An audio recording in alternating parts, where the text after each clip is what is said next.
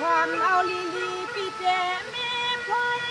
เมื่อในปีความเปลี่ยนวันหน้าพลอยก็เฮาปีเจหันขับแนวแสงน้องยิงลาวโน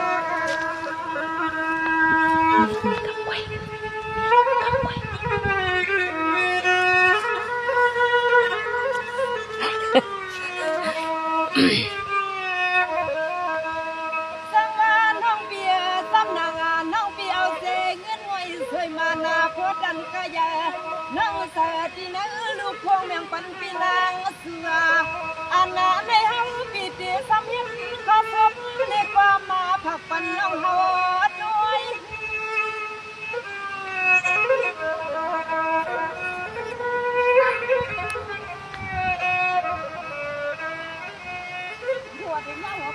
โอ้ยอ่ะนั่นนี่มันนี่อะไรบ้างมาเรา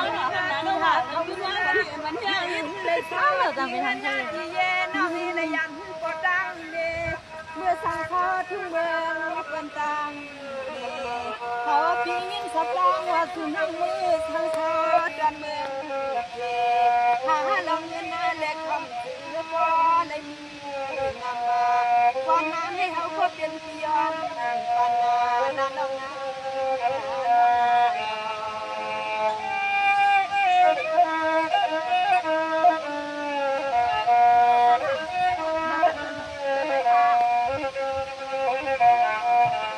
สังวาเมื่อในน้องเปียสำนังน้องปีเศร้าเสียเมืองเฮานะน้องก็ขับเข้าไหลปีน้องเมื่ออยู่เมืองเคลีลีบางน้ำเทว่าน้องก็มีเสือเมียตาใครอันเงินความมาปีผักตอนในแลสิน้องย้อนให้เฮามังกะลาปัดน้องยิงลาวโล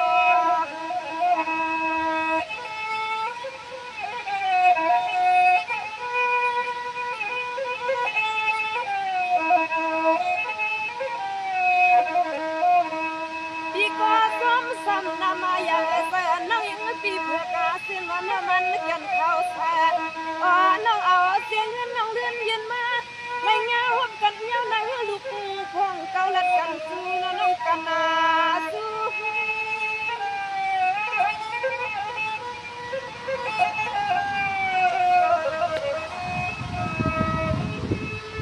โอ้ยน้องยิงพี่ให้ว่าพี่นางเปียนาสู่ห้องปันน้องฮาวานาพังสุขาวาเหมือนน้องมือข้าซอทุ่งเมืองก่อนสวยพิยา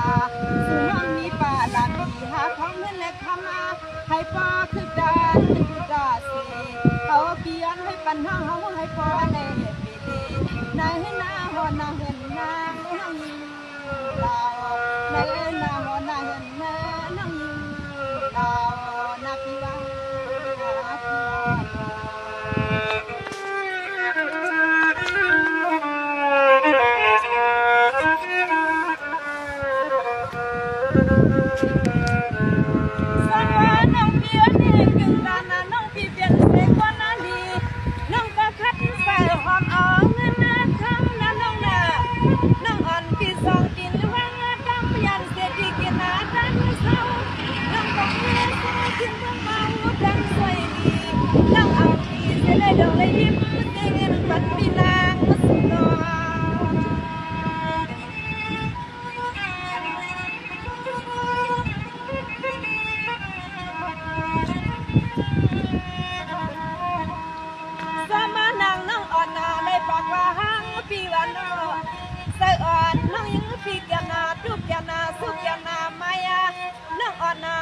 ได้มีเมวันมีปอกวันเธอปุ่มยา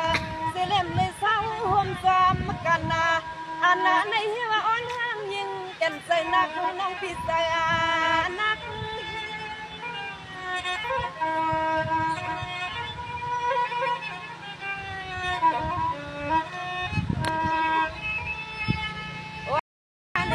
น้องยิงอาเดียเนียอันน้องเขาจะมาเย่น้องเขาลัดปันปีเขาก็เจ็บกูไล่น้องยิงปีว่าเขาก็มีหัวมากันกว้างเขาก็มีปีมีน้องไหลก็หิวสัญญาไม่เท่านั้นเราก็ฮิตน้องมือเขาเศร้าทุ่งเมืองเป็นส่วนเล็กของเขาอันซาเจอปีนางน้องยิงอันเศร้านะ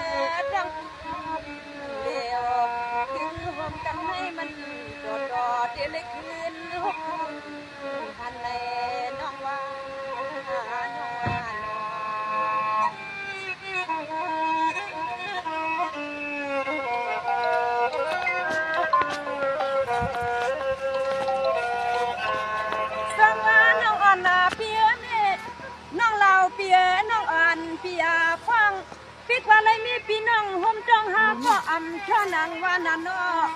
น้องอ่อนก็คัดใจยังภายนาหาเขาเงินในอ้อนน้องอำสมข้างเฮือข้างอ้วนตาเสสู่น้องมือหัดเมืองเขตจึงให้ปีเลหาบ่ได้เงินเลคำนำนองอ๋อพะยังขุนนี่ก็เลยเนาะขุนนี่กี่ไรก็เลยมุกคิดไปขุนเอา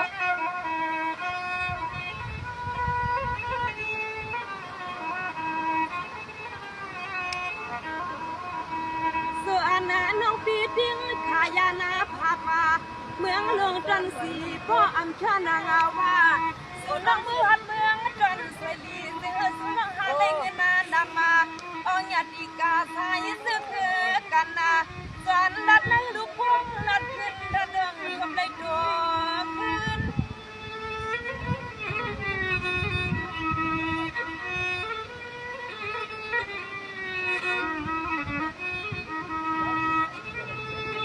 โอ้ย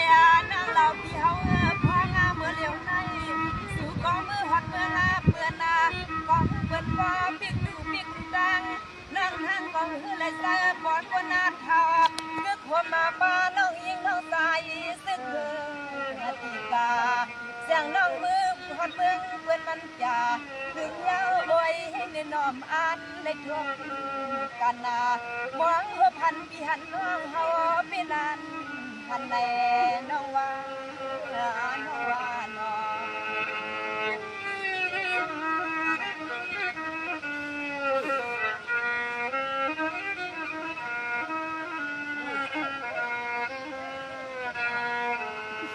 สังว่าน้องเมียเนี่ยซ้อมนั่งกังใส่น้าน้องหน้าปีหน้าวันหน้าขึ้นน้องปีหาหอมมันเก็บเงินตังคำน้องก็ดำเสือดำมาคอนางอันกังใส่บนดีเพียงพอกูเคียงขาเขาปีสาวทุ่งเมืองซึ่งใจในสุมังกาลาปันน้องยิง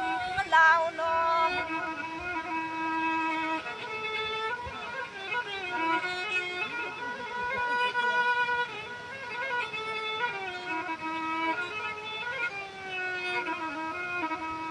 สังว่าน้องเปียสำนางงานน้องอันนาปีบอกกาดันมาสู้ปีมาได้อันมาไงบ่เฮาปียังเลยยินความเหมือนทางเฮานั่นน่ะบ่กางมางบ่มาปีเฮาวันสำนองบ่แล้วน้ำตาซึมน้ำตาซึม